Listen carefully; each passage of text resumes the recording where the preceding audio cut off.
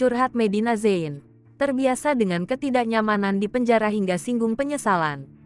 Medina Zain terdakwa kasus pencemaran nama baik Marisha Icha dan pengancaman Uci Flodea, mulai terbiasa dengan suasana di rutan Polda Metro Jaya. Kendati begitu, ia membantah merasa nyaman ketika di dalam penjara. Diketahui jika Medina Zain baru saja menjalani sidang di Pengadilan Negeri Jakarta Selatan terkait kasus dugaan pencemaran nama baik dan pengancaman terhadap Marisha Icha dan Uci Flodea. Adapun agenda sidang Medina Zain kali ini mendengarkan keterangan saksi ahli bahasa, Wahyu Wibowo. Dalam keterangannya, Wahyu menyebut pernyataan Medina mengandung unsur pengancaman.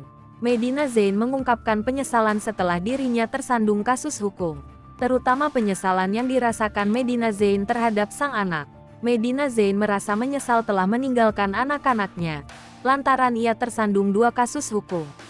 Dikutip dari kanal YouTube Cumi Cumi, Medina Zain mengaku menyesal setelah tersandung 2 kasus hukum. Medina juga mengaku ada penyesalan dari dirinya, karena telah meninggalkan anak-anaknya. Diketahui, Medina kini terjerat dengan 2 kasus hukum dari Marisha Icha dan Uci Flodea.